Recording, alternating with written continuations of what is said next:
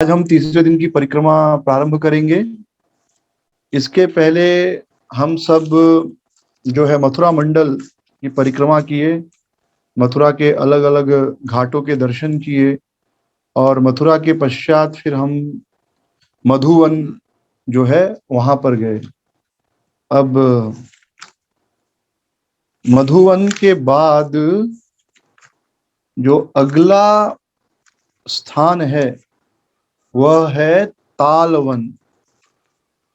तो मधुवन से हम आगे बढ़ेंगे तालवन की ओर। तो तालवन की कथा आप सबको पता है। तालवन में बहुत सारे जो हैं ताल के वृक्ष हैं। नाम से ही पता चलता है तालवन, यानी जहां पर ताल के बहुत सारे वृक्ष हों। तो यह जो स्थान है, यह स्थान लगभग 9 किलोमीटर मथुरा से दक्षिण की ओर और मधुवन से पश्चिम दक्षिण की ओर करीब 4.5 किलोमीटर की ओर है मधुवन से। तो ऐसा वर्णन है शास्त्रों में कि एक समय इस ताल वन में बहुत सारे ताल के वृक्ष थे, बहुत सारे पेड़ थे ताल के। और लेकिन कोई व्रजवासी उन ताल के वृक्षों का आनंद नहीं ले पाता था। कंस ने अपने एक सेवक धेनुकासुर को उस ताल वन का रक्षक बनाकर रखा था। उस धेनुकासुर का कार्य था ताल वन की रक्षा करना, और जो भी ताल के वृक्ष से जो फल मिलता था, ताल फल, उन फलों की मदिरा बनाकर, उनका जूस बनाकर वह कंस को भेजता था। तो कोई भी जो है ताल वन का लाभ किसी भी ब्रजवासी को नहीं मिलता था। कोई भी ब्रजवासी उस ताल वन का उपयोग नहीं कर पाता था, केवल कंस के लिए था। और धेनुकासुर और उनकी फैमिली वहां रहती थी। तो एक दिन ऐसा हुआ कि कृष्ण और बलराम और उनके सारे सखा तालवन की ओर पहुंचे थे और सब गैया चरा रहे थे। तो सखाओं को थोड़ा, सखा जो है क्या है, सखा और सखियां क्या करते हैं, कृष्ण के सखा और सखियां कृष्ण को उनकी लीला में सहयोग करते हैं, कृष्ण की लीला में विस्तार करते हैं। तो सखा और सखियों ने कहा, जो सखा थे उन्होंने कहा कि अरे कृष्ण, हमको बहुत भूख लगी है। हाँ, आप वैसे बहुत शक्तिशाली हो गए, लेकिन आप हमारे जो भूख लगी है हमको, हमारे पेट के अंदर जो राक्षस है, शत्रु है, उसको मारो अब, यानी हमारे लिए भोजन का इंतजाम करो। तो कृष्ण सभी सखाओं को लेकर तालवन की ओर बढ़े। तो तालवन पहुंचे तो बलभद्र जी ने क्या किया, बलदेव जी ने क्या किया, वे ताल के, क्योंकि ताल के वृक्ष बहुत ऊंचे ऊंचे थे और सारे बालक क्या थे, छोटे छोटे थे, तो उनके लिए इतना आसान नहीं था कि वो ताल के वृक्षों के ऊपर चढ़े और एक एक पेड़ तोड़े। तो बलराम जी ने क्या किया, बलराम जी ताल के वृक्षों को हिलाने लगे जोर जोर से। जब ताल के वृक्षों को हिलाने लगे तो ताल के फल जो है वो नीचे गिरने लगे। और सारे सखा बड़े खुश हो गए कि चलो ताल का पेड़ मिल गया है। तो सारे सखा बहुत प्रसन्न होकर ताल फल का स्वाद लेने लगे। तो जब पेड़ नीचे गिरेगा, पेड़ से फल नीचे गिरेगा तो आवाज होगी, तो बहुत सारा आवाज हो रही थी, शोर शराबा हो रहा था। तो धेनुकासुर को पता चल गया कि ताल के जो है वृक्ष, कोई तो चोर आ गया है जो ताल फलों को चुरा रहा है। तो धेनुकासुर आया और सामने क्या देखता है, कृष्ण खड़े हैं, बलराम जी खड़े हैं। तो धेनुकासुर ने क्या किया, अपने पिछले पैर से बड़े जोरों से कृष्ण को मारा और बहुत जो दूर तक फेंक दिया। ये तो धेनुकासुर है, ये प्रहलाद महाराज का वंशज है, हिरण्यकश्यपु का वंशज है प्रहलाद महाराज का। तो भगवान ने, नरसिंह देव ने उनको यह वचन दिया है कि मैं तुम्हारे किसी भी वंशज का वध नहीं करूंगा। इसलिए कृष्ण जो है वो धेनुकासुर को मार नहीं सकते थे। तो अब कृष्ण नहीं मारेंगे तो बलराम जी मारेंगे, कोई कमी थोड़े ही है। तो बलराम जी ने क्या किया, बलराम जी ने जो है धेनुकासुर के पीछे के पैरों को पकड़ा और जोर जोर से घुमाया और जोर जोर से घुमाया और उनको फेंक दिया। और इतने जोर से घुमाया धेनुकासुर को, बेचारे को चक्कर आ गया और इतने जोर से फेंका वो एक ताल वृक्ष को जाकर टकराया और उसके प्राण पखेरु उड़ गए। तो जब बाकी सारे धेनुकासुर के पत्नियां बच्चों को पता चला तो वो सब भी तेजी से आए और कृष्ण बलराम के ऊपर उन्होंने आक्रमण किया, उनको मारना चाहा। तो कृष्ण बलराम पकड़ पकड़ के एक एक को फेंकने लगे। तो कोई गधा इस ताल वृक्ष पर, कोई गधा उस ताल वृक्ष पर, इस प्रकार सभी वो जो है गधे ही गधे दिखाई देने लगे। ताल वृक्ष जो है टूट गए, बहुत सारा फल नीचे गिरा। और जब किसी की मृत्यु होती है विशेष रूप से दर्द के कारण, तो वह व्यक्ति मलमूत्र का त्याग कर देता है, तो सर्वत्र गधों का लीद और खून और पेशाब पड़ा हुआ था। पूरा ताल वन जो है इस प्रकार दूषित हो गया। तो फिर बच्चों ने जो है ताल वृक्ष का फल खाया नहीं, क्योंकि अशुद्ध हो गया था। उसके बाद क्या किया कि भाई ताल वन की साफ सफाई की गई। जब ताल वन पूरे अच्छे से साफ सुथरा हो गया, तब से बिना किसी अवरोध के सारे सखा ताल वन में आने लगे और ताल वृक्ष के फलों का आस्वादन करने लगे। तो यह बड़ा महत्वपूर्ण है कि धेनुकासुर, श्रील विश्वनाथ चक्रवर्ती ठाकुर धेनुकासुर के बारे में बताते हैं, श्रील भक्तिविनोद ठाकुर, कि धेनुकासुर क्या है। धेनुकासुर गधा है जिसे जीवन के बारे में कुछ नहीं पता, हो केवल बोझ उठाता है बिना यह जाने कि जीवन का उद्देश्य क्या है।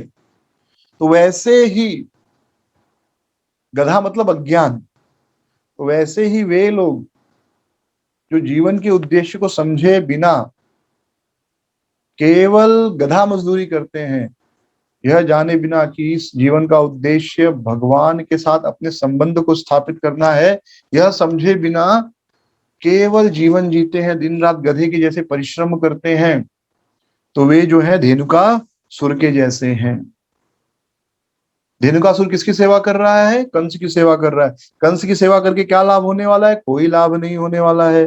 कंस की सेवा करके कुछ नहीं मिलने वाला है। तो ऐसे धेनुकासुर नामक अज्ञान का वध कौन करता है? बलराम जी। तो हम सब अज्ञान में हैं। अज्ञान क्या है? हम सब बहुत बड़े अज्ञान में हैं। हमारा अज्ञान क्या है? हमारा अज्ञान यह है, सबसे पहला अज्ञान, कि हम शरीर हैं। जबकि यदि शरीर का ध्यान पूर्वक अध्ययन किया जाए तो खुद अपने शरीर से हमें घिन आ जाए। हाँ, पूरी गंदगी भरी हुई है। दूसरा सबसे बड़ा अज्ञान क्या है? हम स्वामी हैं। तो पहले अपने आप को शरीर मानते हैं, फिर यह मानते कि पूरी सृष्टि के हम स्वामी हैं, लेकिन वास्तव में हमारे नियंत्रण में कुछ नहीं है। आप कितनी भी उन्नति कर लो, भगवान थोड़ी सी ज्यादा बारिश कर देंगे तो पूरा का पूरा जो है इलाका बाढ़ की चपेट में आ जाएगा। आपकी बड़ी बड़ी इमारतें धाराशायी हो जाएंगी। तो हम स्वामी हैं, ये हमारा बहुत बड़ा ज्ञान है। हम यह शरीर है, हमारा बहुत बड़ा ज्ञान है। और हमें सब लगता है कि केवल जीवन में पैसा कमाना और अपने शरीर का पालन पोषण करना ही जीवन का उद्देश्य है। तो यह है अज्ञान। और अज्ञान का नाश कौन करता है? अज्ञान का नाश करते हैं गुरु। तो गुरु कौन है? बलराम जी, आदि गुरु, मूल गुरु, जो सबको कृष्ण विषयक ज्ञान देते हैं। तो इसलिए श्री बलराम जी ने धेनुकासुर का वध किया और सभी जीवों को, जितने भी वहां पर थे, उनको भगवान की भक्ति में लगाया। तो बलराम जी, गुरु क्या करता है? हमारे अंदर जो अज्ञान है उस अज्ञान को नाश करते हैं और फिर हमें कृष्ण की भक्ति में लगाते हैं।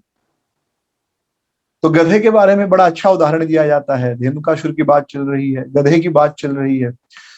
तो गधा, आप देखेंगे, गधा जो होता है वह गर्मी में मोटा ताजा हो जाता है और ठंडी के दिनों में पतला हो जाता है। क्यों? क्योंकि गर्मी के दिनों में क्या, गर्मी के कारण सभी घास इत्यादि पेड़ वगैरह सूख जाते हैं। तो गधे को क्या लगता है कि मैंने बहुत सारी घास खा ली, इसलिए सारी घास खत्म हो गई है। तो यह सोच सोच के उसको खुशी मिलती है और वो मोटा होते जाता है। जबकि ज्यादा घास नहीं खाया, लेकिन वो देख रहा है कि कहीं तो घास है नहीं, मतलब मैंने खा ली, इसलिए उसको खुशी लगती है। और दुख ठंडी के दिनों में देखता सर्वत्र घास है, वर्षा के समय ठंडी के दिनों में सब जगह घास दिखाई देती है, तो उसको क्या लगता है, अरे मैंने तो कुछ खाया ही नहीं, तो इस चिंता में वह पतला होते जाता है। उसी प्रकार संसारी लोग हैं, उनको भगवान की कृपा से 2 टाइम अच्छा खाने को मिले, रहने को मिले, लेकिन वो क्या देखते हैं, मेरे पास तो बैंक बैलेंस ही नहीं है, मैं तो कुछ ज्यादा कमा ही नहीं रहा हूं, तो इस चिंता में बेचारे पतले होते जाते हैं, बीमार होते जाते हैं। लेकिन वे लोग, बुद्धिमान लोग, वो देखते कि भाई हम 2 समय का भोजन पा रहे हैं, भगवान की कृपा से हमारे पास एक घर है, और हम भगवान का नाम जप कर पा रहे हैं, तो इस खुशी से खुश रहते हैं भक्त लोग। इसलिए भक्त लोग जो वास्तविक भक्त हैं, वे इस बात से संतुष्ट रहते हैं कि उन्हें भगवान की कथा और भगवान का नाम मिल रहा है, बाकी सारी आवश्यकताएं तो अपने आप पूरी हो ही जाती हैं।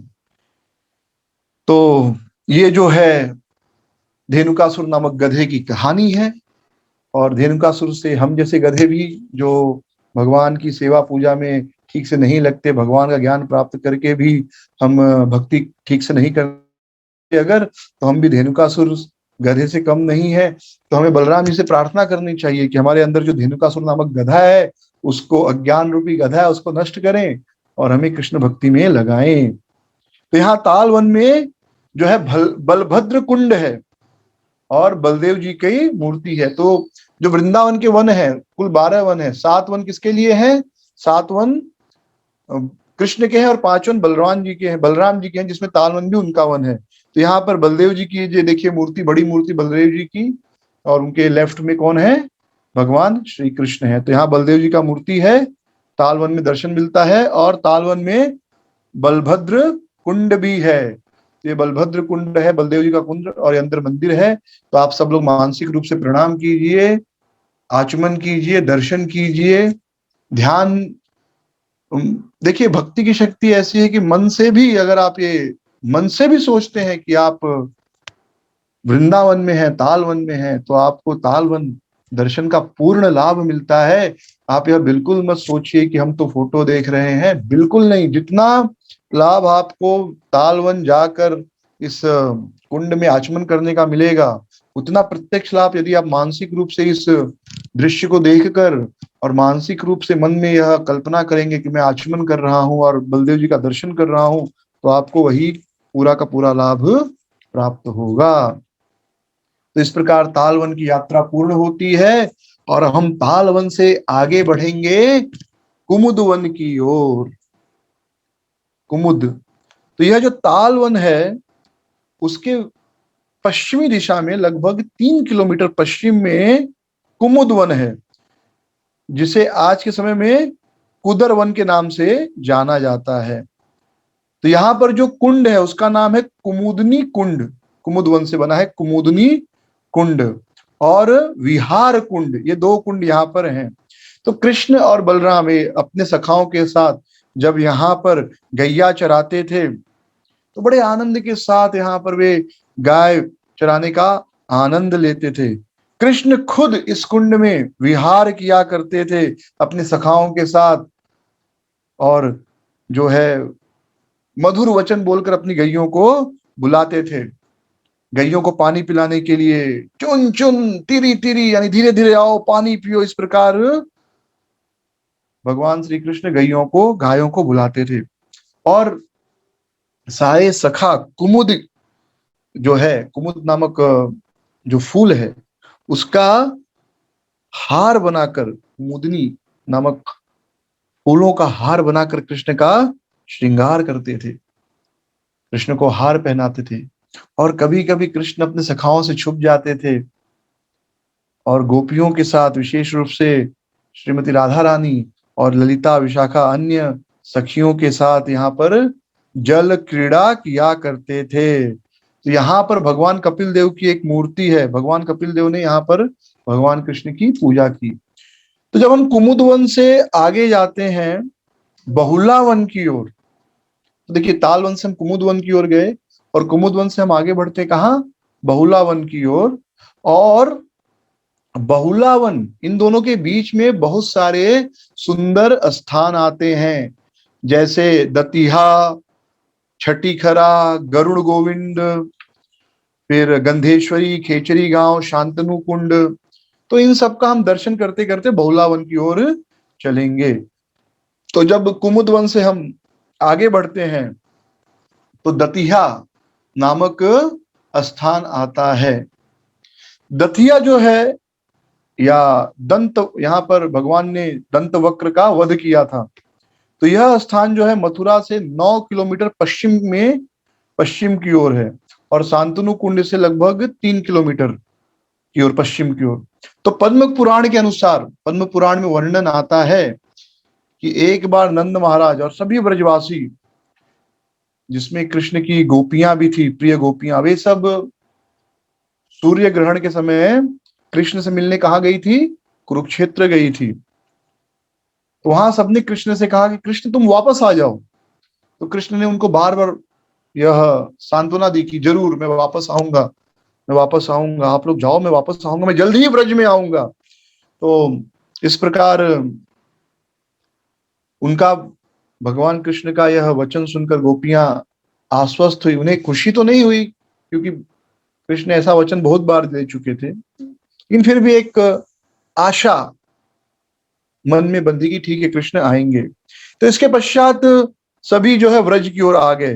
तो गोप और गोपी व्रज आए नंद बाबा।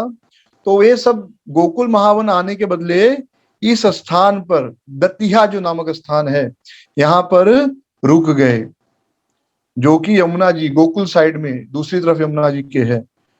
तो ये सब सोचे कि चलो कृष्ण बोल रहे हैं आएंगे कुरुक्षेत्र से, तो हम उतना दूर क्यों जाएं, बीच में ही रुक गए, यहीं पर हम कृष्ण से मिल लेंगे। तो ये सब इस स्थान पर कृष्ण का इंतजार कर रहे थे।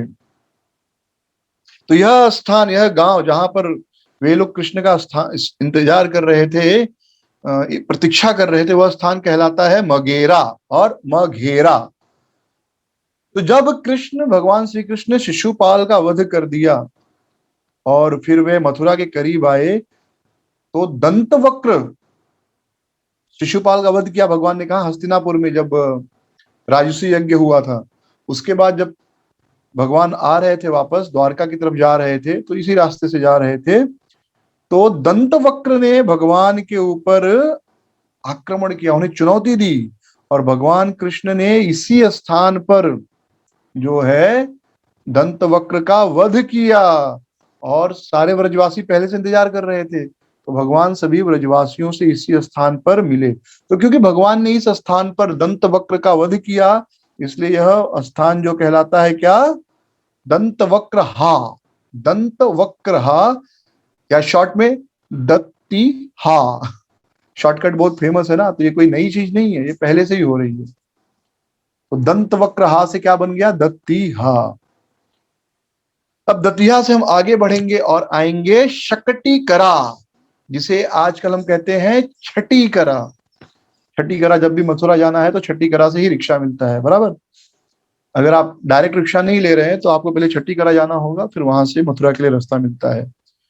तो इसे शकटी करा भी कहते हैं। तो यह जो रास्ता है, दिल्ली मथुरा हाईवे है, वह उस रोड पर यह स्थान पड़ता है। तो गोकुल महावन में दैत्यों का जब उत्पात बढ़ गया था, तो नंद बाबा अपने सभी बैलगाड़ियों, सखाओं के साथ, सभी ब्रजवासियों के साथ इस स्थान पर आए थे, सकटी हरा पर आए थे ब्रजवासियों के साथ। तो यहाँ रहना है, तो रहने के लिए तुरंत तुरंत तो तंबू नहीं गाड़ सकते। तो क्या किया था उन्होंने? अर्ध चंद्राकार आकार में जितनी बैलगाड़ियां थी, शकट कहते हैं जिसको, शकट भंजन लीला आपने सुना होगा, तो इसे शकट कहते हैं, सभी बैलगाड़ियों को शकट के आकार में लगा दिया, हाँ, घेर दिया अर्ध चंद्राकार इस तरह शेप में, और इस तरह सब लोग रहने लगे, ताकि कोई जानवर इत्यादि अंदर ना आ जाए। तो क्योंकि यह स्थान जो है, इस स्थान पर नंद बाबा ने शकट को अर्ध चंद्राकार आकार में लगाया था, इसलिए इस स्थान का नाम पड़ा शकटी करा, जिसे आज हम शटी करा के नाम से जानते हैं। तो कृष्ण बलराम यहाँ पर रहते थे, और यहीं से वो वृंदावन जाते थे गाय चराने, वृंदावन गाय चराते थे और अन्य स्थानों पर जाते थे। और भगवान श्री कृष्ण ने, जब वो यहाँ रह रहे थे, तो यहीं रहते हुए उन्होंने रास लीला भी की है। तो उस समय वृंदावन कोई शहर नहीं था जैसे आज है, बहुत ही मधुर स्थान था, ग्रामीण स्थान था, जहाँ पर भगवान श्री कृष्ण अपने सखाओं के साथ लीला करते थे। तो अब हम शकटिकरा से आगे बढ़ेंगे और जाएंगे कहाँ? गरुड़ गोविंद। तो गरुड़ गोविंद बड़ा सुंदर स्थान है। भगवान श्री कृष्ण ने यहाँ पर बहुत सारी लीलाएं की है गरुड़ गोविंद में। हाँ, तो यह सकटिकरा के जो है करीब में ही है गरुड़ गोविंद। तो एक दिन क्या हुआ, भगवान श्री कृष्ण गाय चरा रहे थे और अपने सखाओं के साथ खेल खेल रहे थे। देखिए, पूरी कृष्ण लीला, विशेष रूप से भगवान की बाल लीला क्या है? पूरी बाल लीला भगवान का केवल खेल है, आनंद है। इसलिए भगवान श्री कृष्ण हमको आमंत्रित करते हैं कि आप लोग भी आइए और हमारे साथ हमारे खेल में पार्टिसिपेट कीजिए, भाग लीजिए, आनंद कीजिए। तो कृष्ण ने क्या किया? कृष्ण ने श्रीदामा को गरुड़ बनाया कि तुम गरुड़ बनो और मैं विष्णु बनूंगा। तो उन्होंने श्रीदामा को गरुड़ बनाया, खुद विष्णु बन गए और वे उनके कंधे पर बैठ गए। जैसे गरुड़ के कंधे पर नारायण बैठते हैं और गरुड़ जी उनको एक स्थान से दूसरे स्थान पर लेकर जाते हैं, वैसे ही भगवान श्री कृष्ण श्रीदामा के कंधे पर बैठ गए। तो वहां पर उन्होंने यह लीला की, इसलिए इस स्थान का नाम पड़ा गरुड़ गोविंद। पर एक और महत्वपूर्ण बात है यहाँ पर कि इस स्थान पर भगवान श्री रामचंद्र जी का भी लीला हुई है, भगवान रामचंद्र ने भी लीला की है। तो हुआ क्या, जब मेघनाथ के सर्प बाण से भगवान राम और लक्ष्मण बंध गए, हो गए वो लोग, तो जब देव ऋषि नारद ने जाकर गरुड़ जी को ये बात बताई तो गरुड़ जी तुरंत आए बचाने के लिए। और फिर उन्होंने, जैसे ही सर्पों ने गरुड़ को देखा, सर्प क्या हो गए? भाग गए और भगवान राम इस प्रकार मुक्त हुए। तो गरुड़ जी के मन में एक संदेह प्रकट हो गया कि सच में ये भगवान है। ऐसा उनके मन में संदेह प्रकट हुआ। तो और उनका यह संदेह कैसे दूर हुआ? जब काग भुसुंडी ने उन्हें फिर से भगवान राम की कथा सुनाई, तब उनका यह संदेह दूर हुआ। और फिर उस समय भगवान श्री कृष्ण जो है वे गरुड़ जी के पीठ पर चढ़े और उन्हें यह सांत्वना दी कि मैं ही परम भगवान हूं। तो यह स्थान है जहां पर गरुड़ जी ने गोविंद के, कृष्ण के दर्शन किए, इसलिए यह स्थान गरुड़ गोविंद कहलाता है। तो ये सुंदर गरुड़ गोविंद जी का अर्चा विग्रह है, आप लोग दर्शन कीजिए। वहां पर यह सुंदर मंदिर है, तो गरुड़ गोविंद जी को दर्शन प्रणाम करें। बहुत ही सुंदर, देखिए श्रृंगार भी बहुत सुंदर किया गया है। तो हम अब गरुड़ गोविंद से आगे बढ़ेंगे और पहुंचेंगे गंधेश्वरी। तो गंधेश्वरी का अर्थ होता है गंध, गंध मतलब खुशबू। तो इस समय इस गांव का नाम है गनेसारा गांव। ये भी जो है गरुड़ गोविंद के करीब है, यानी छठीकरा, गणेश, गरुड़ गोविंद, गनेसारा। देखिए एक चीज याद रखिए, पूरा व्रज जो है, हर हर कदम पर भगवान की लीला हुई है, हर कदम पर भगवान ने लीला की है। कभी कभी भक्त लोग ऐसे सोचते हैं कि हम जो है इमली तला जाकर ही जप करेंगे, या हम मंदिर के अंदर ही जाकर जप करेंगे, गेस्ट हाउस में जप करके थोड़े कोई लाभ होगा वृंदावन के गेस्ट हाउस में। ये बात याद रखिए कि जहां पर पूरे व्रज में जो गेस्ट हाउस बना है, जहां पर गेस्ट हाउस है, जहां पर कोई मिठाई की दुकान है, कोई होटल है, यहाँ तक कि टॉयलेट बाथरूम भी जहां पर है, हर जगह भगवान ने कोई ना कोई लीला की है। आज उन स्थानों पर कुछ बन गया है, लेकिन इसका अर्थ यह नहीं कि वहां पर भगवान ने कोई लीला नहीं की है। भगवान व्रज के, पूरे व्रज के एक एक भूमि को अपने पैरों का स्पर्श लाभ दिए हैं। तो ये मत सोचिए कि कोई स्थान ब्रज का अपवित्र है या वहां पर जप करेंगे तो लाभ नहीं मिलेगा। ये सोचना बहुत बड़ी मूर्खता है।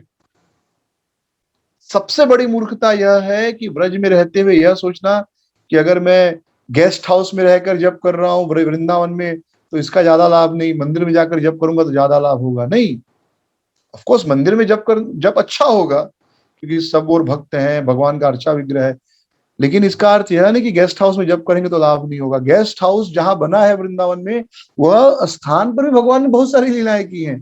तो उस स्थान पर भी जप करने का आपको विशेष लाभ प्राप्त होता है। इसलिए कभी कभी हम ब्रज में जाते हैं, वृंदावन में, और किसी कारणवश बाहर दर्शन के लिए नहीं जा पाते, चाहे बहुत गर्मी के कारण या ठंडी पड़ रही हो, कुछ कारणवश, या बारिश हो गई, किसी कारणवश हम गेस्ट हाउस से बाहर नहीं जा पाए, तो ये नहीं सोचना चाहिए कि ये तो कोई मंदिर थोड़े ही है।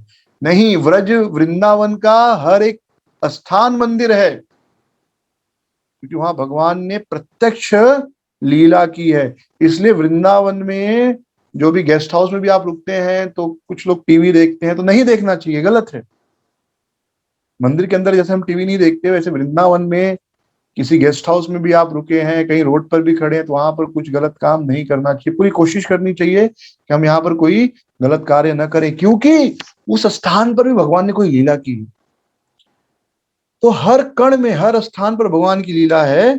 कुछ लीलाएं हमें पता है सुखदेव गोस्वामी जी की कृपा से या किसी अन्य स्रोतों से, सारी लीलाएं तो अनंत शेष भी नहीं लिख सकते। हाँ, अनंत शेष भी सारी लीलाएं नहीं लिख सकते। तो इसलिए आप वृंदावन में हैं तो बस जप शुरू कर देना चाहिए। ये नहीं सोचना चाहिए कि मैं गेस्ट हाउस में हूं तो कैसे जप करूं, या मैं रिक्शे में बैठा हूं तो कैसे जप करूं, मैं तो अभी मंदिर, मैं तो अभी होटल में बैठा हूं। नहीं, हर स्थान पर भगवान की लीला हुई है। तो गंधेश्वरी गांव का इस समय का नाम क्या है? गणेशरा गांव, और वास्तविक नाम है गंधेश्वरी।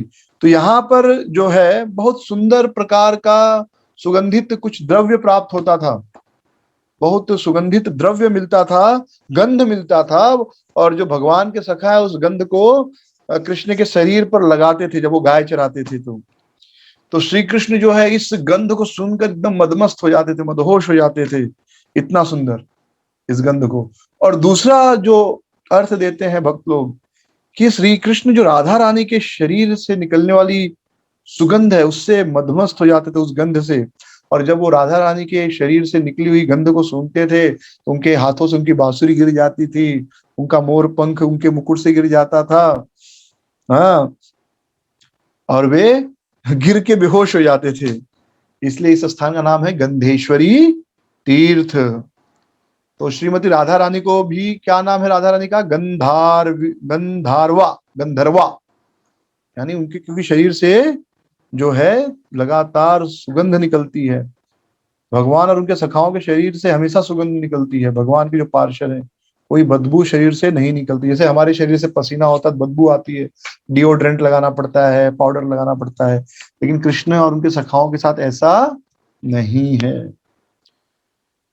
तो गंधर्व का जो है आज भी यहाँ पर ये लीला जो है भक्त लोग कृष्ण और राधा रानी की इस लीला का यहाँ पर भक्त लोग मनाते हैं। और इस समय इस गांव का नाम है गणेशरा गांव। तो याद रखिए, कभी आप जो है गोविंद, गरुड़ गोविंद के पास जाएंगे तो आगे आपको गणेशरा गांव मिलेगा, जहां पर भगवान राधा रानी के साथ यह लीला करते थे।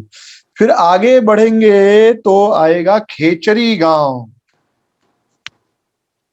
तो खेचरी गांव जो है यह मथुरा से लगभग 3 किलोमीटर पश्चिम की दिशा में है और 1.5 किलोमीटर लगभग पूर्व उत्तर पूर्व में शांतनु कुंड से है। खेचरी किसका नाम है? खेचरी नाम है पूतना का, पूतना राक्षसी। तो पूतना राक्षसी कौन है? ये बहुत शक्तिशाली राक्षसी थी, अपना वेश बदल सकती थी। याद रखिए, पूतना भी ब्रजवासी थी, कंस भी ब्रजवासी है, मथुरा में रहता है ना तो ब्रजवासी हो गया ना, ब्रज में रहता है। ये लोग साधारण लोग नहीं है, भगवान के मामा थे भैया कंस भी। तो उसकी बड़ी शक्ति थी, इसलिए कंस ने उन्हें अपनी बहन मान लिया था। और एक दिन कंस के अनुरोध पर पूतना जो है वह अपना रूप बदलकर व्रज गई और बहुत सारे बच्चों को मारा, बहुत सारे बच्चों को मारा। और उसका कार्य क्या था? वह क्या करने आई थी? वह कृष्ण को मारने आई थी। और उस पूतना ने अपने स्तनों पर जो है बहुत घातक विष लगाया था, यह सोचकर कि इस विष को पीकर जो है कृष्ण मर जाएंगे। लेकिन भगवान ने क्या किया? जब वो दूध पी रहे थे तो वे उनकी प्राण शक्ति को ही पी गए, विष तो शिव जी पी गए। हाँ, तो यह जो, और उन्होंने पूतना को अपने धाम में माता की गति दी। तो यह जो स्थान है खेचरी गांव, यह पूतना का घर है। ठीक है।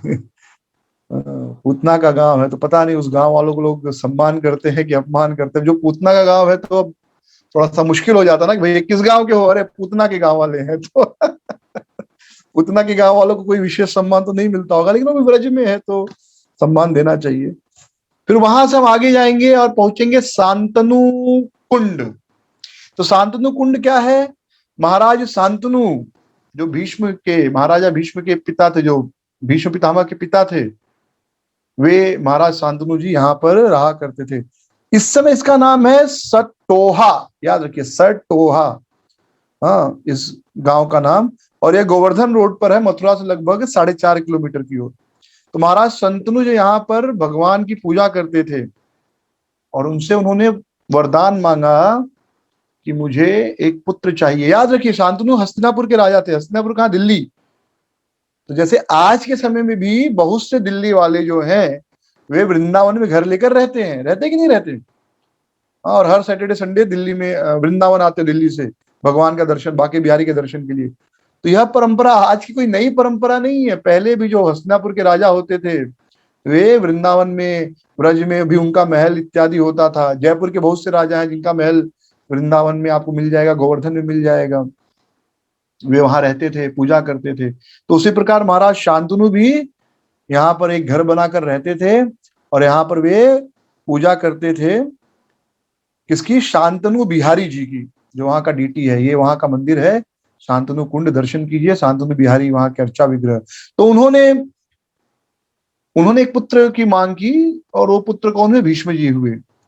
तो जब वे यमुना जी पार करते थे तो उनको एक सुंदर स्त्री जिसका नाम था सत्यवती वो प्राप्त हुई।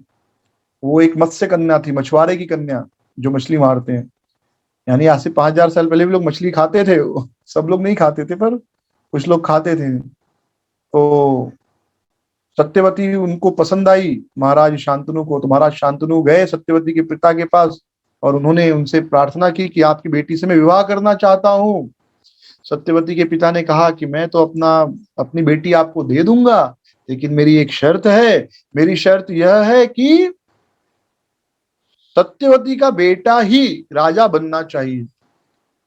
लेकिन महाराज शांतनु ने तो अपने पुत्र देवव्रत, जिनका नाम बाद में भीष्म पड़ा, उनको राजकुमार बना दिया था। तो उन्होंने ना कह दिया। लेकिन मन में उनकी सत्यवती बस चुकी थी, तो सत्यवती को भूल नहीं पा रहे थे, वो बड़े दुखी थे। तो पिताजी का यह दुख देखकर देवव्रत, जो बाद में भीष्म के नाम से प्रसिद्ध हुए, उन्होंने सब पता करवाया कि पिताजी क्यों दुखी है।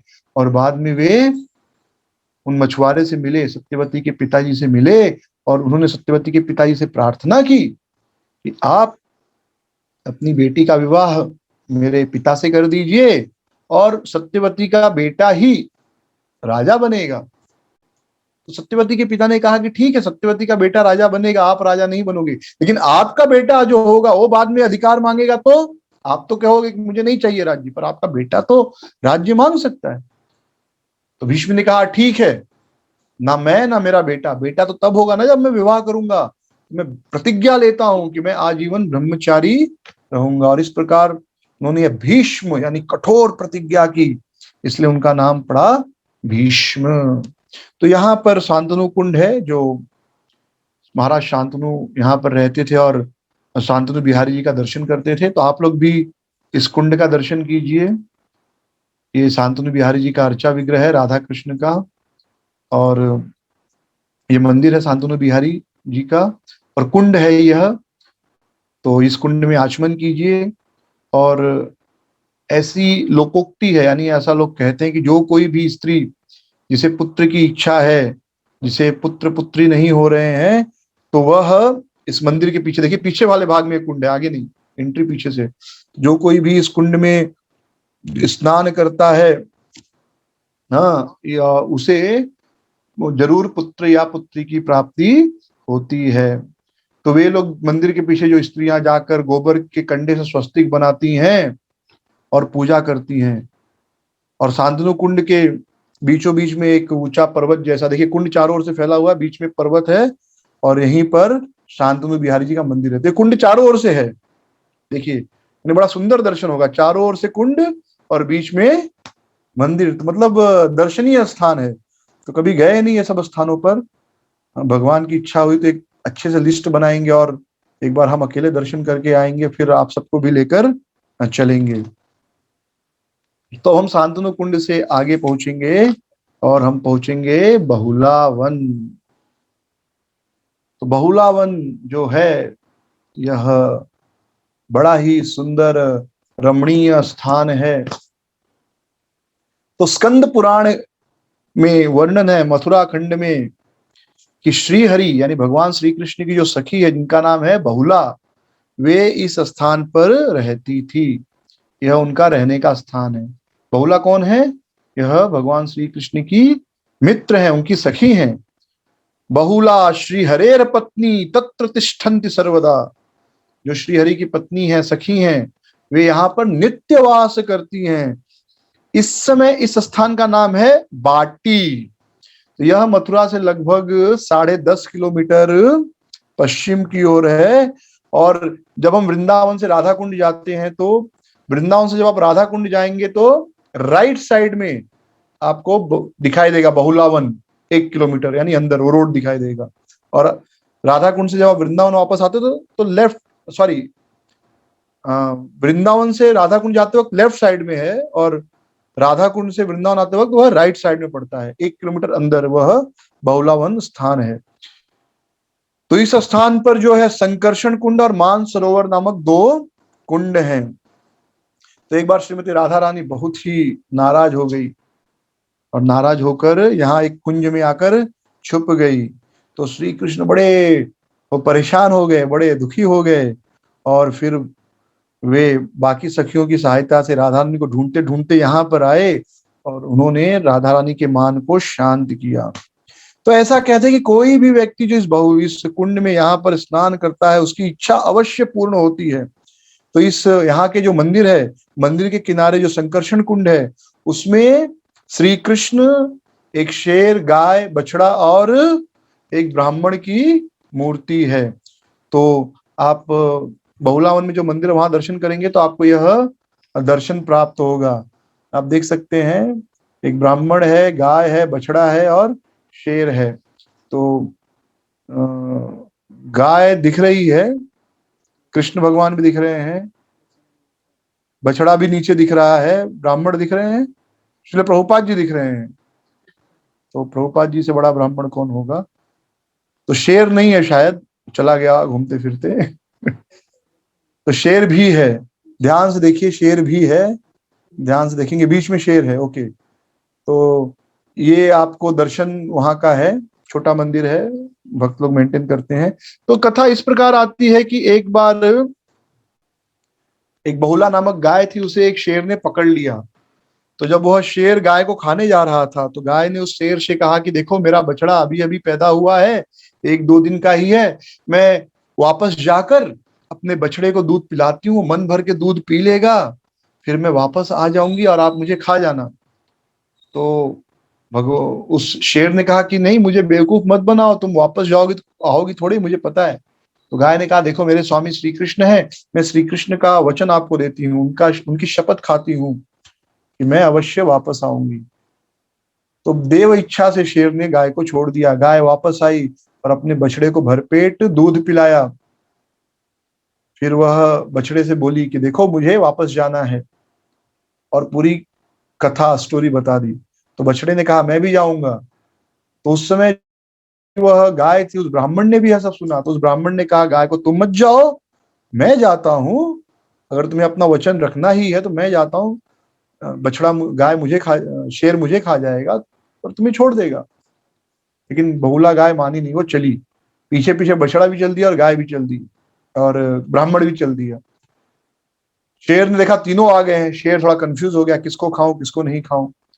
लेकिन फिर भगवान श्री हरि, भगवान श्री कृष्ण की इच्छा से गाय ने शेर ने तीनों को छोड़ दिया।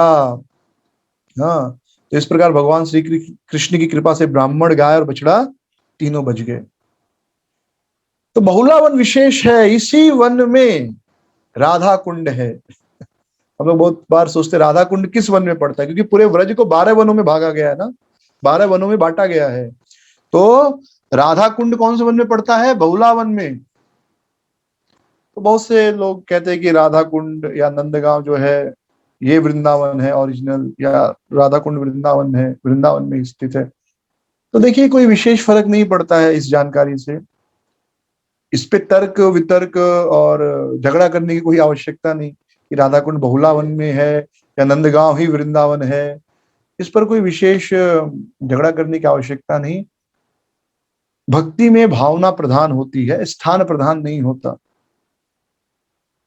आप अपने घर में हैं, आप अपने घर में बैठे हैं और भगवान श्री कृष्ण की लीलाओं का चिंतन कर रहे हैं, भगवान श्री कृष्ण का ध्यान कर रहे हैं, तो विश्वास मानिए, अगर आप श्रीमद् भागवतम पढ़ के भगवान की उस लीला का स्मरण कर रहे हैं तो आप वृंदावन में हैं, आप वृंदावन में हैं। आप राधा कुंड की कथा सुन रहे हैं तो आप राधा कुंड में हैं। भले आप अपने घर में अपने 1 BHK रूम में बैठे हो, इस बात से फर्क नहीं पड़ता है।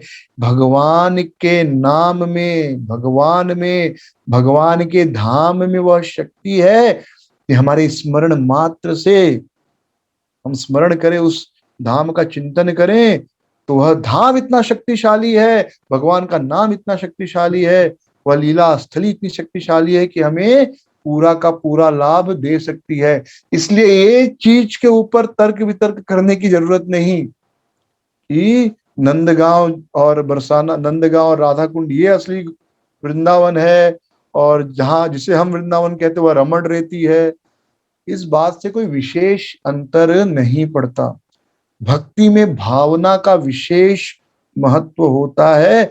आचार्यों के मार्गदर्शन में हम अगर श्रीमद् भागवतम पढ़ रहे हैं, भगवान की लीला सुन रहे हैं, विश्वास मानिए आपका घर ही वृंदावन है।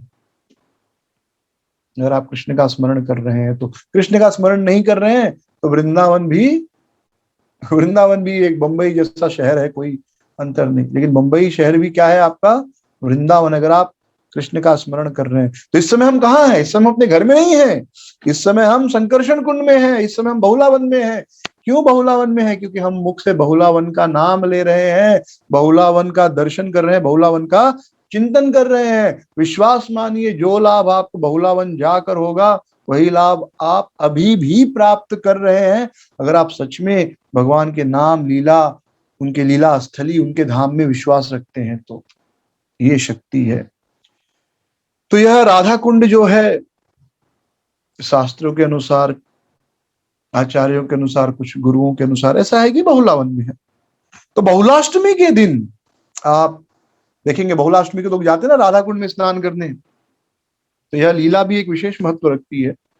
तो बहुलाष्टमी के दिन राधा कुंड में स्नान करने का विशेष महत्व है। और बहुलाष्टमी के दिन आप अगर राधा कुंड जाएंगे तो आपको पैर रखने की जगह नहीं मिलेगी, इतनी भीड़ होती है। एक बार मैंने बहुलाष्टमी के दिन स्नान किया है, ऐसा लगा बड़ी ठंडी लगेगी, लेकिन इतने लोग थे, गए नहाए बाहर आए, ठंडी नहीं महसूस हुई क्योंकि इतने लोग थे, जबकि ठंडी का मौसम था, रात के 2 बजे नहा रहे हैं। क्योंकि लोगों के कारण भी गर्मी होता है, एक उत्साह भी होता है, इतने हजारों लाखों लोग हैं तो एक उत्साह भी रहता है। बहुत भीड़ थी, तो बहुत से लोग आते हैं। तो श्री चैतन्य महाप्रभु यहाँ पर भी आए, चैतन्य महाप्रभु आए ना, वृंदावन की यात्रा किए, और यहाँ की सुंदरता, बहुलावन की सुंदरता देखकर एकदम जो है मदहोश हो गए। अपना उनको अपनी पिछली लीला याद आ गई। जैसे आप बचपन में जहाँ पे जन्म लिए हैं, पले बड़े हैं, फिर किसी कारणवश आपको वह स्थान छोड़कर कहीं जाना पड़ता है, लेकिन फिर जब आप वापस आते हैं तो उस स्थान को देखते हैं तो तुरंत आपको स्फूर्ति आती है, बराबर है, और अपने सारी बचपन की यादें आने लगती हैं। तो वैसे चैतन्य महाप्रभु को भी याद आ गया कि कैसे मैं पिछले अवतार में इस बहुलावन में आया था। जब वो बहुलावन आए तो बहुत प्रसन्न हो गए, उन्होंने देखा सुंदर गायें चारों ओर बहुलावन में। ये महाप्रभु आज से 500 साल पहले की बात है। उस समय भारत में लोग गाय, बैल, बछड़ों की पूजा करते थे घर के सदस्यों के जैसे। आज का समय नहीं कि ट्रैक्टर आ गया, गाय देखना मुश्किल हो गया। ये आज के समय की बात नहीं हो रही, आज से 500 साल पहले तो बहुत सी गाय बहुलावन में चर रही थी। और गायें जो हैं, जैसे ही उन्होंने कृष्ण को देखा, मतलब चैतन्य महाप्रभु को देखा, वे चरना भूल गई और इतना प्रेम आ गया, क्योंकि उनको भी याद आ गया कि अरे तो हमारे सखा कृष्ण है जो हमको गाय चराते थे। तो वे सब आए और वे महाप्रभु के शरीर को चाटने लगे और हुआ हुआ करने लगे। गाय हुमार कर मतलब क्या जमाती है ना वैसे। तो जब महाप्रभु ने गायों के इस प्रेम को देखा तो वो भी एकदम प्रेम में मदहोश हो गए। फिर उन्हें कुछ होश आया तो वो गायों को ऐसे सहलाने लगे, और वो छोड़कर नहीं जाना चाहते थे, और गाय भी उनको छोड़कर नहीं जाना चाहती थी, लेकिन जो ग्वाले थे वो जबरदस्ती गायों को लेकर चले गए। फिर चैतन्य महाप्रभु अपने वाले भाव में आ गए, यानी भक्त वाले भाव में, और कोथाय कृष्ण, कोथाय कृष्ण, कृष्ण कहाँ है, कृष्ण कहाँ है, ऐसे कह के कृष्ण को ढूंढने लगे, क्योंकि वृंदावन में तो कृष्ण है ना। वो कृष्ण को ढूंढने लगे तो चारों ओर जो है तोते, मैना, कोयल, ये सब गाने लगे, मोर नाचने लगे, और इस प्रकार जो यहाँ तक कि लताएं, पेड़, वो भी एकदम आनंद में हो गए, और ऐसा लगा सर्वत्र सब नाच रहे हैं। तो चैतन्य महाप्रभु जब ये देखे तो जोर जोर से कहने लगे, जपो कृष्ण, बोलो कृष्ण, लह कृष्ण नाम, सब लोग कृष्ण का नाम लो, कृष्ण का नाम लो, हरे कृष्ण कृष्ण कृष्ण हरे हरे, हरे राम राम राम हरे हरे। तो इस प्रकार वो कृष्ण का नाम ले रहे थे, कीर्तन कर रहे थे, आंखों से आंसू आ रहे थे। फिर कुछ समय आगे जाकर महाप्रभु ने देखा क्या, तोता और मैना, शुक और सारी वो लोग बातचीत कर रहे हैं, फाइटिंग कर रहे हैं। दोनों झगड़ा कर रहे हैं। क्या झगड़ा कर रहे हैं? कृष्ण के बारे में झगड़ा कर रहे हैं। तो तोता कहता है, शुक कहता है, अरे हमारे कृष्ण तो मदन मोहन है, वो मदन को भी आकर्षित कर लेते हैं। तो सारी जो है मैना, वो कहती है, अरे हाँ हाँ, वो तब तक ही मदन मोहन है जब तक मेरी राधा रानी उनके बाएं तरफ है। अगर राधा रानी नहीं हो तो केवल वो मदन रह जाएंगे, मोहन नहीं रह जाएंगे। शुक कहता है कि अरे मेरे कृष्ण ने तो गोवर्धन पर्वत उठाया। तो सारी कहती है, हाँ, क्योंकि राधा ने, मेरी राधा रानी ने अपनी सारी ताकत उनको दे दी, ताकत दे दी इसलिए उठा पाए। तो तोता कहता, अरे मेरे कृष्ण तो है जो पूरे जगत के प्राण हैं। तो राधा रानी कहती है, और उस प्राण के प्राण कौन है? मेरी राधा रानी है। कृष्ण के प्राण राधा रानी है ना। तो फिर सुख कहते हैं कि हाँ, कि कृष्ण हमेशा मोर पंख धारण करते हैं। तो तो जो मैना है वो कहती है, हाँ इसलिए क्योंकि उस मोर पंख पर राधा का नाम मार्क लगा हुआ है। तो सुख कहता है कि जो मोर पंख है वह बाएं तरफ झुका रहता है कृष्ण का, वह कृष्ण की स्तुति कर रहा है, प्रशंसा कर रहा है, गुणगान कर रहा है। और जो मैना वो बता रही कि कृष्ण में जो भी गुण है वो राधा रानी के कारण है। जैसे मोर पंख बाएं झुका हुआ है लेफ्ट साइड में, तो मैना कहती है, हाँ इसलिए क्योंकि राधा रानी बाएं में खड़ी रहती है तो मोर पंख उनके चरणों में गिरना चाहता है। तो कृष्ण कहते हैं, तोता कहता है, मेरे कृष्ण तो चंद्र हैं। तो सारी कहती है कि मेरी राधा रानी वह क्या कहते हैं, वह जाल है जो चंद्रमा को पकड़ लेता है। हाँ। तो फिर सुख कहता है, ठीक है कोई बात नहीं, हम लोग झगड़ा नहीं करते, एक काम करते हैं, राधा कृष्ण दोनों का गुणगान करते हैं। तो मैंने कहती ठीक है, मुझे कोई समस्या नहीं, हम लोग दोनों गुणगान करेंगे। दोनों का गुणगान करेंगे। पहले एक एक का कर रहे थे। तो जब इस प्रकार महाप्रभु तोता और मैना का ये जो है झगड़ा सुने तो बड़े प्रसन्न हुए, बड़ा उनको आनंद आया। हाँ। फिर महाप्रभु जो है मोर को नाचते हुए देखे, और जब उन्होंने मोर का, यहाँ पे जो मोर का नेक होता है नीला होता है ना, मोर का ये गला नीले रंग का होता है, उस नीले रंग को देखते ही एक्चुअली देखिए मोर इतना सुंदर लगता है, और उसके पंख देखिए, आप पंख को देखेंगे ना, इतना नेचुरल ब्यूटी है। मतलब उस एक पंख को देखकर आप कृष्ण भावना भावित हो सकते हैं कि भगवान ने क्या रचना की है।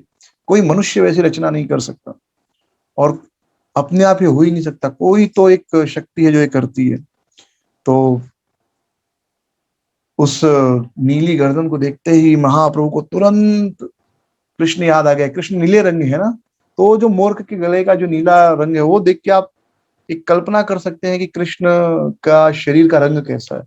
यद्यपि पूरा विजुअलाइज नहीं कर सकते, लेकिन फिर भी एक थोड़ा थोड़ा एक समझ में आएगा कि कृष्ण ऐसे दिखते होंगे, कैसे सुंदर लगते होंगे। हाँ। और वो ये देखते हो बेहोश हो गए कृष्ण का स्मरण होती। फिर थोड़ी देर के बाद उन्हें होश आया और उनके साथ जो भक्त लोग थे वो महाप्रभु को लेकर परिक्रमा में आगे बढ़े। फिर यहाँ से आगे हम बढ़ते हैं तो एक गांव आता है सकना गांव। तो यहाँ पर बलभद्र कुंड और दाऊ जी का मंदिर है सकना गांव। तो यहाँ पर कोई विशेष लीला का वर्णन नहीं, लीला जरूर हुई है। मैंने जैसे कहा व्रज के हर पग पग पर लीला है, तो सकना गांव में भी कोई विशेष लीला अवश्य हुई होगी, लेकिन यहाँ पर वर्णन नहीं है। लेकिन यहाँ पर बलभद्र कुंड और दाऊ जी का सुंदर मंदिर है। इसके पश्चात आता है तोशा गांव। तो तोशा गांव जो है, यहाँ पर तोष नाम का गोप एक रहते हैं, क्योंकि बड़ा सुंदर नृत्य करते थे। तो उन्होंने श्री कृष्ण को सिखाया कि कैसे नृत्य किया जाए, और कृष्ण ने उनसे यह विद्या सीख कर नृत्य करने की पूर्ण रूप से तोष प्राप्त हुआ, संतोष प्राप्त हुआ। इसलिए इस स्थान का नाम पड़ा, बाद में इस स्थान का नाम पड़ा तोष गांव। तो यहाँ पर भगवान श्री कृष्ण बलराम जो है बहुत संतुष्ट होते हैं जब वे यहाँ पर इस कुंड का पानी पीते हैं। तो आज हम लोग बहुलावन में ही तोष गांव पर विश्राम करेंगे, और इसके बाद हम कल जाएंगे राधा कुंड, और सुंदर रूप से राधा कुंड का दर्शन करके फिर हम श्री गिरिराज गोवर्धन की परिक्रमा करेंगे। अगर आपको ये वीडियो पसंद आया हो तो प्लीज़ हमारे चैनल को लाइक, शेयर और सब्सक्राइब ज़रूर कीजिए। हरे कृष्णा।